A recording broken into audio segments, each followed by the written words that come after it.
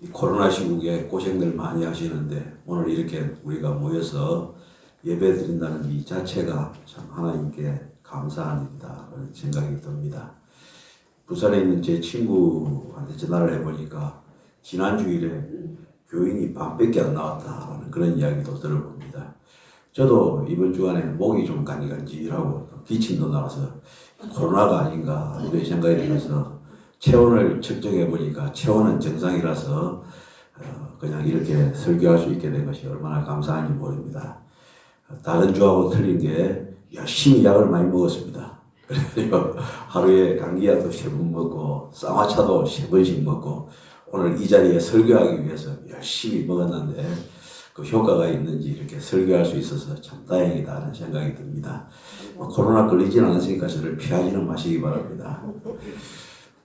자, 오늘은 이제 시편 1편 1절부터 6절까지 말씀을 드리는데 우리 동원교회는 그 토요일을 제외한 매일 아침 5시에 새벽 기도회를 드립니다.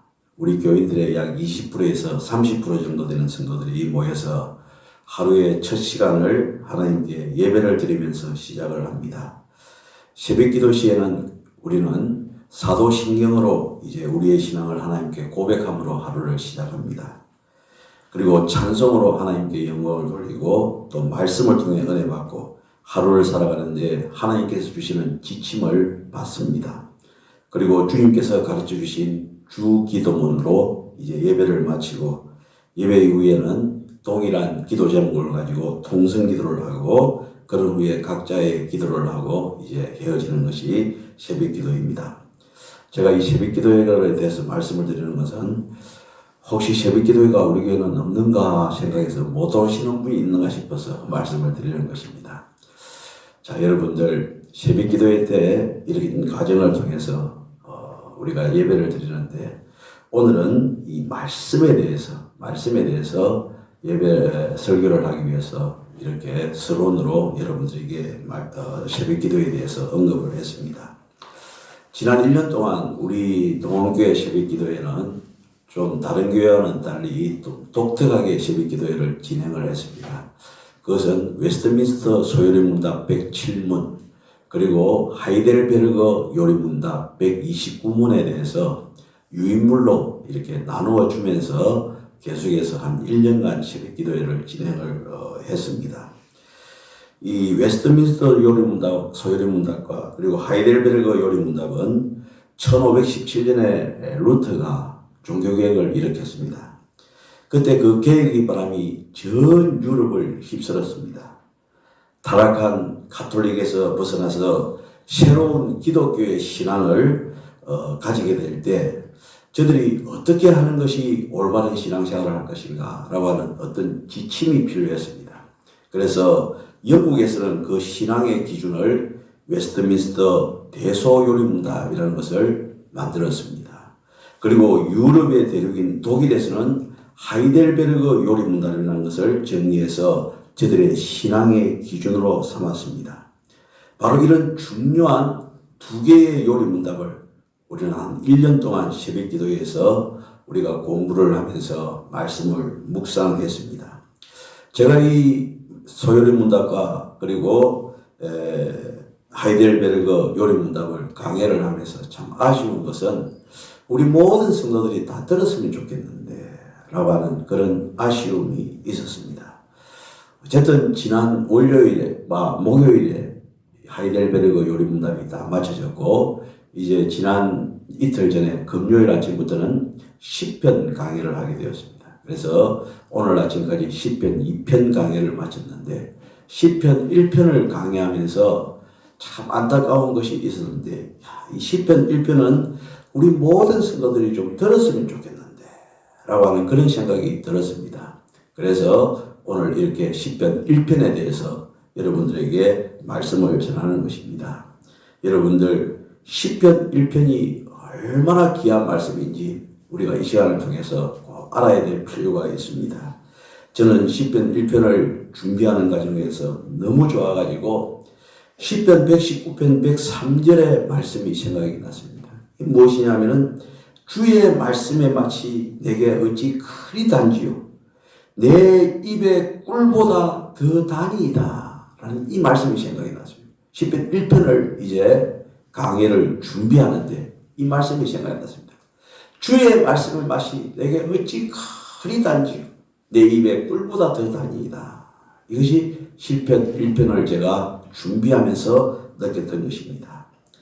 따라서 시편 1편을 이제 여러분들에게 강의하기 전에 시편 150편에 대해서 잠시 여러분들에게 공부할 겸해서 겸사겸사해서 말씀을 드립니다. 시편은 총 150편으로 되어 있습니다. 이것은 하나님을 향한 성도의 찬양이요 기도요 간증이 바로 시편 150편에 다 수록되어져 있습니다. 이 시편 150편은 오랜 기간 동안에 기록되어진 것입니다.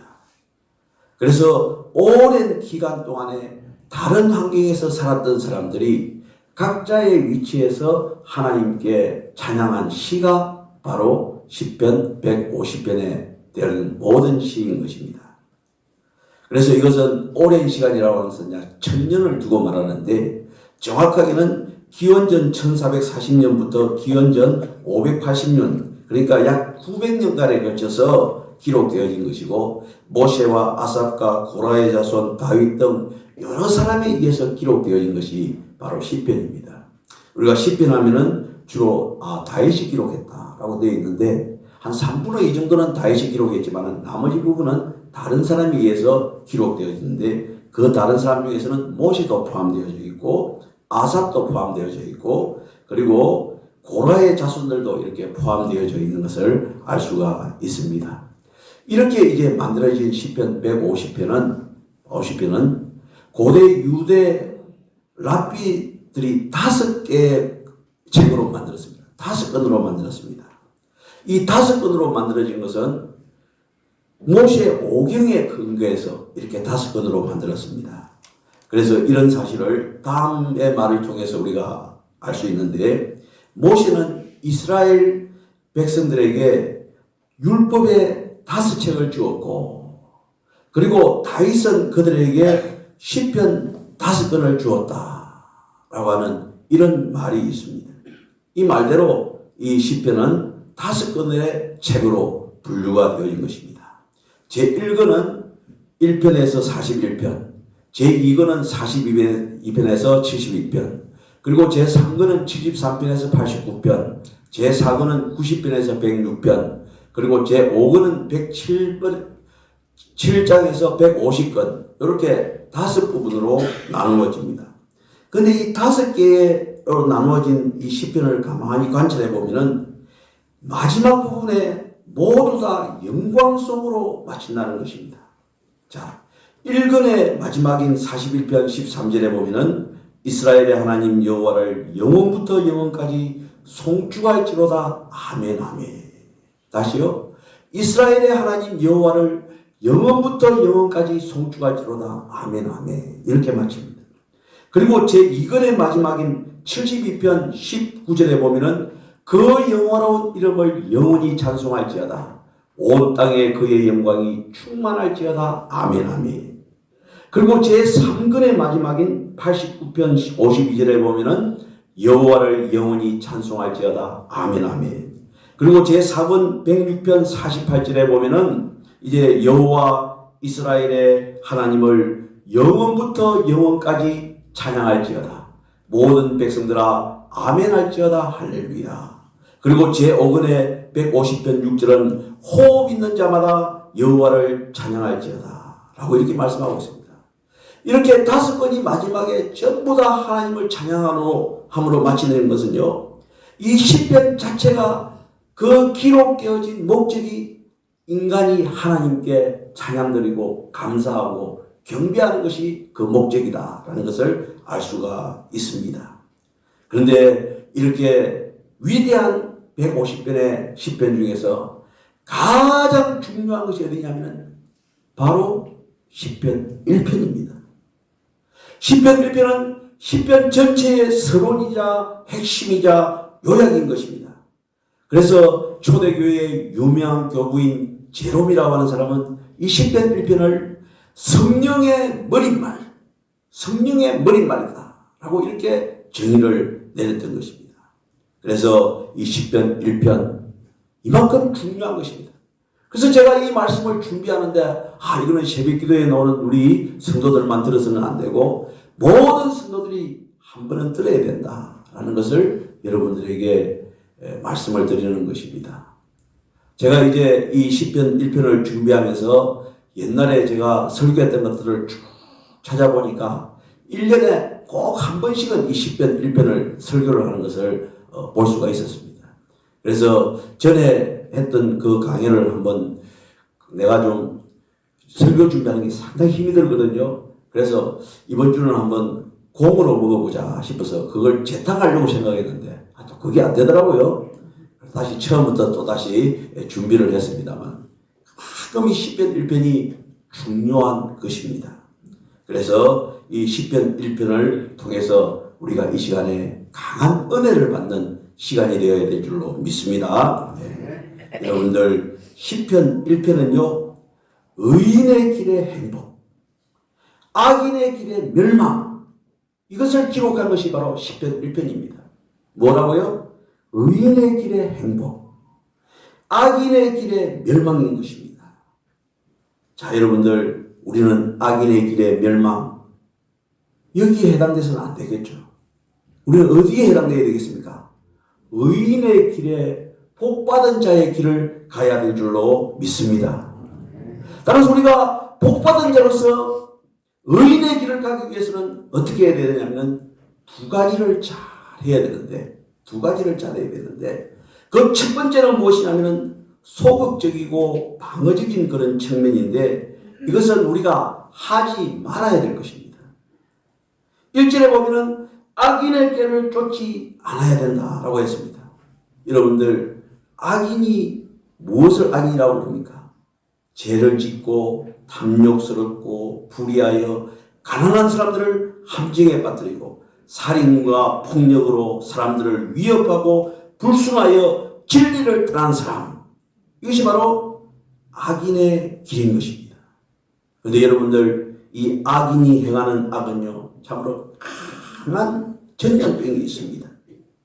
전염병이 있으면은 그 사람과 같은 방에 있으면은 같이 그 전염병에 걸리는 것과 똑마찬가지로 악인의 길을 가는 사람들, 악인의 꾀에 빠져 있는 사람은 어떻습니까?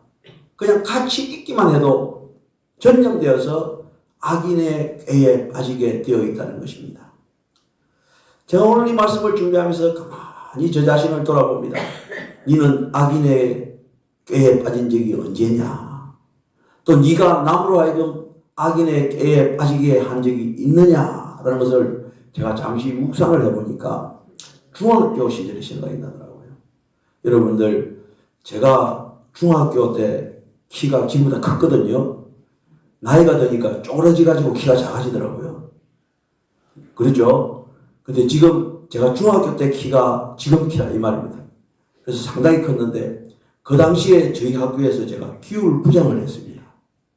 600명 되는 1800명 되는 학교에서 기울부장을 했는데 그 당시 이제 기울부장을 뭐라 그러냐면 깡패부장이다 그렇게 이야기를 했죠.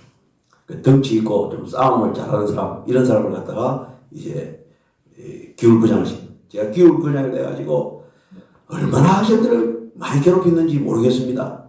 저는 착하게 한다고 했는데 나중에 제 친구 중에 하나가 판사가 있는데 그 판사가 말이죠. 잘 만나다가 갑자기 저한테 절연을 한 거예요. 니 안 만난다 이런 거예요. 그래 왜 안 만나는 거 싶어서 제가 왜 안 만나지 고민하고 있는데 나중에 들려오는 말이 중학교 때 저한테 맞았다는 겁니다.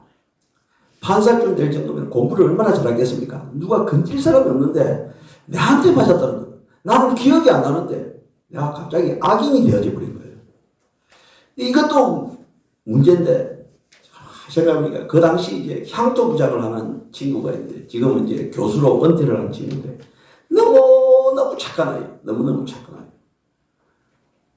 그 아이가 말이죠, 그 친구가 말이죠, 우리가 한 번씩 일주일에 한 번씩 음악실에 딱 우리 이제 학생회 기울부장, 향토부장, 전교회장 다 모여가지고 뭘 하느냐 하면은 2학년 아이들 중에서 좀 농띠들을 모아가지고 때리는 일을 했어요.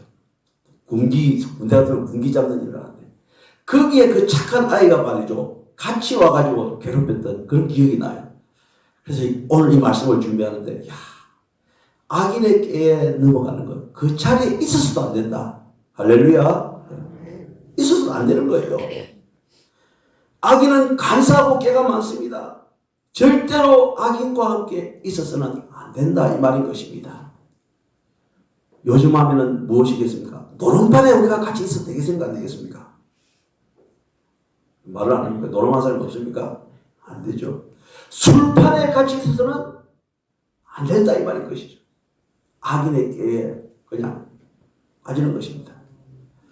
술판에 같이 있으면서 나는 술 안 마시고 사이다만 마시겠다 라고 하면은 그게 처음에는 그렇게 될지 모르겠지만 나중에 빠지지 않겠습니까? 그래서 악인의 깨에 쫓지 말아야 된다는 것입니다. 두 번째로 우리가 생각할 수 있는 것은 죄인의 길에 서지 말아야 됩니다. 성경이 말하는 죄인은 누구냐면은 하나님께 순종하지 않는 사람, 삶의 목표와 방향을 그릇되게 잡는 사람, 하나님의 말씀대로 살지 않는 사람, 이것을 바로 죄인이다 라고 말을 하고 있는 것입니다. 여러분들, 죄라고 하는 것은요, 바늘 도둑이 무슨 도둑이 된다고요? 소도둑이 된다는 말처럼 죄는 점점 커지는 것입니다. 나중에는 감당할 수 없게 되어지는 것이 바로 이 죄인의 길이 되어지는 것입니다. 죄악의 마음에 들어오면은요, 개인의 삶은 점점 허물어져서 결국은 파괴하게 되어지는 것입니다. 그래서 죄인의 길에 서지 말라라고 말씀하고 있습니다. 다음에 또 무엇입니까? 오만한 자리에 앉지 아니하고 라고 말하고 있습니다. 오만한 자는요, 조롱하는 자, 비웃는 자를 뜻합니다. 하나님을 향하여 악한 말로 조롱하는 자, 이런 자가 바로 오만한 자인 것입니다. 창세기 11장에 나오는 노아 홍수 이후에 땅에 사람들이 많아지고 문명이 발달하기 시작하자 저들은 교만해졌습니다. 그때 사람들이 생각했습니다. 다시는 홍수와 같은 심판을 당하지 않으리라. 그래서 높은 탑을 쌓기 시작했습니다. 이게 바벨탑이죠. 이게 바로 오만한 자의 모습인 것입니다. 이 부분에 대해서 75편 4절과 7절에서는 이렇게 말씀하고 있습니다.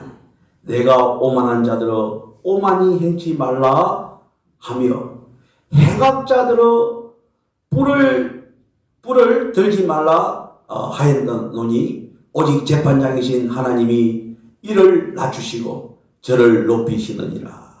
이렇게 말씀하고 있습니다. 여러분들 여기에 보면은 이름 해가지고 좀 이상하게 되어 있죠. 이런 부분을 생각하면 에이 목사님 왜 틀렸어 이렇게 생각하지 마시고, 이런 부분이 발견되어지면 목사님이 다 저걸 타이핑한다 했구나. 타이핑 안 하고 저런 작품이 나올 수가 없거든요. 무슨 알겠습니까? 목사님이 다 이렇게 타이핑하면서 설교 준비를 했구나 이렇게 생각하면서 오히려 저를 더 어떻게 해야 됩니까? 격려해야 됩니다. 할렐루야. 이름을 낮추시고 저를 높이시느니라 이렇게 말씀하고 있습니다. 여러분들, 우리는 모두 다 언젠가는 하나님의 심판 앞에 다 서지 않습니까? 따라서 우리는 악인의 길을 쫓지 않고 죄인의 길에 서지 않고 오만한 자의 자리에 앉지 말아야 되는 것입니다. 이게 소극적인 의미에서 복 있는 자가 이 세상을 살아가는 방법인 것입니다. 그 다음에 어떻습니까? 적극적이고 진취적인 측면이 있습니다. 그것은 바로 2절의 말씀인데 오직 여호와의 율법을 즐거워하여 그 율법을 주야로 묵상하는 자로다. 묵상하는 자로다.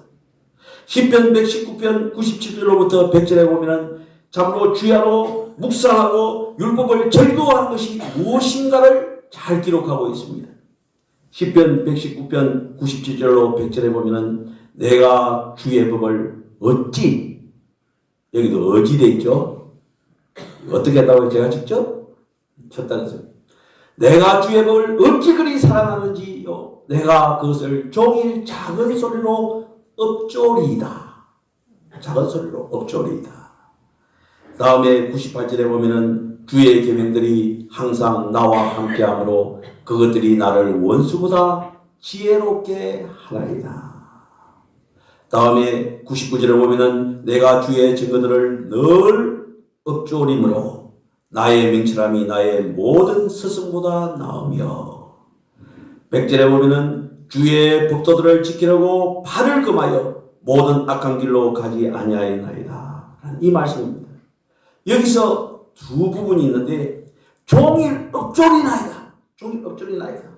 항상 함께하고 하나님의 말씀을 어떻게 해야 된다고요? 종일 읊조려야 된다.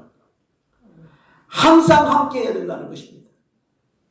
미국의 16대 대통령 아브라함 링컨은요. 성경은 하나님께서 사람에게 주신 가장 좋은 선물이다라고 했습니다.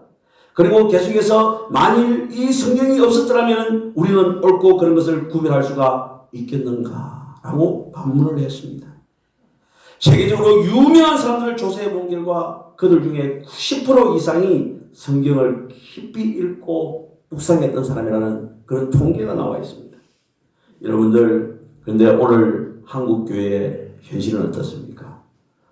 어떤 통계에 보니까 한국 교인들 중에서 주일날 예배를 마치고 그 다음 주일날 예배에 참석할 때까지 한 번도 성경을 읽지 않는 사람이 몇 프로 정도 되겠습니까? 52%다. 52%. 여러분들 가슴이 따끔한 사람들 있습니까 지금? 52%가 성경을 한 번도 안 보고 그냥 교회에 참석한다는 것입니다. 여러분들 우리 동원교회는요 주보에 매일 읽을 성경을 여러분들에게 드립니다. 그리고 또 하나 드리죠. 그 무엇입니까? 매일 큐티할 수 있는 그 내용을 스마트폰으로 카톡으로 보내고 있습니다. 여러분들 매일 성경을 못 읽더라도 제가 스마트폰으로 보내는 그 내용만큼은 좀 읽어보시길 바랍니다. 저도 사실 그것을 다른 분이 저한테 보내주거든요. 아침 8시만 되면 정확하게 그게 저한테 옵니다. 그걸 읽으면요 얼마나 은혜가 되는지 몰라요. 어떤 때는 말씀은 안 읽고 제목만 읽어도 가슴이 훅 건달아오를 정도로 확 한눈에 들어오는 그런 내용이거든요. 여러분들에게 보내는 그 카톡의 그 성경이라도 읽으시기를 바랍니다. 그게 우리가 복된 삶을 사는 길입니다. 의인의 길을 사는 길입니다. 그래서 요한계시록 1장 3절에 보면은 이 예언의 말씀을 읽는 자와 듣는 자와 그 가운데 기록한 것을 지키는 자는 복이 있느니라. 이 예언의 말씀을 뭐라고요? 읽는 자와 듣는 자와 그 가운데 기록한 것을 지키는 자는 복이 있나니 때가 가까움이니라. 이렇게 말씀을 하고 있습니다. 사도행전 17장 11절에 보면은 베레아에 있는 사람들은 데살로니가에 있는 사람들보다 더 너그러워서 옛날 성경에 보면은 더 신사적이어서 간절한 마음으로 말씀을 받고 이것이 그러한가 날마다 성경을 상고하고 라고 그렇게 말씀하고 있습니다. 여기서 상고한다라고 하는 것은요 대책임질하는 묵상하고 대책임질을 한다는 것입니다. 다시 말하면 읊조린다는 그런 말인 것입니다. 여러분들 우리가 이 세상을 살아가면서 성경 외에 하나님의 말씀 외에 세상적인 것 다 기억하고 골치 아파하는 사람들이 얼마나 많이 있습니까? 그러나 여러분들 그거 다 잊어버리시기를 바랍니다. 잊어버리기 바랍니다. 여러분들 그러나 우리가 잊지 말아야 될 것은 무엇입니까? 하나님의 말씀을 잊어서는 안 됩니다. 그냥 기억하고 또 기억해야 되는 것입니다. 제가 한 번은 제가 한 40살 초반 때 부산 지방법원에 제 친구가 그때 판사라서 한번 놀러 간 적이 있습니다. 쭉 들어가니까 제 친구가 그때 부장 판사는 아니어서 그냥 단독 판사를 하고 있었는데 들어가니까 판사들이 한 10몇 명이 쭉 이렇게 같은 방을 쓰고 있더라고요. 들어가니까 책상마다 뭐 서류가 이만큼 진짜 이만큼 써 있더라고요. 그래서 참 판사 안 하기 잘했다 생각 시키주지도 않지만은 아무튼 판사 하기 안 하기 잘했다. 그럼 그것만 보는 거예요. 그냥 앉아가지고. 그리고 신발을 뭐 신는 거 보니까 슬리퍼 신고 앉아가지고 판사들이 이만한 서류들을 다 보고 있는 거예요. 그래 친구하고 이렇게 이야기하다가 오는데 제 친구가 하는 말이 젊어지 않아 봐라 이런 거예요. 보니까 이제 20대 후반에 젊은 판사인데 젊어져는 큰일이다 그러는 거예요. 왜 그러니까? 보면은 안 잊어진다는 거예요. 병입니까? 병 아닙니까? 물론 공부할 때는 좋은 성적을 낼 수 있겠지만 사람이 잊어야 되거든요. 다 기억한다는 거예요. 그래서 같이 밥을 먹고 하면 미치고 한잔한다는 거예요. 안 잊어져가지고.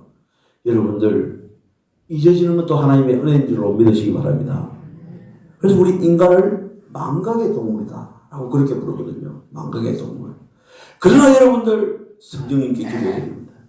하나님의 말씀은 그때그때마다 그 상황에 필요한 말씀은 생각나게 해주소서 라고 기도해야 될 줄로 믿습니다. 여러분들 하나님의 말씀은요 묵상해야 되는데 그 묵상하는 것이 무엇이냐면 소와 양이 대sek임질하는 거죠.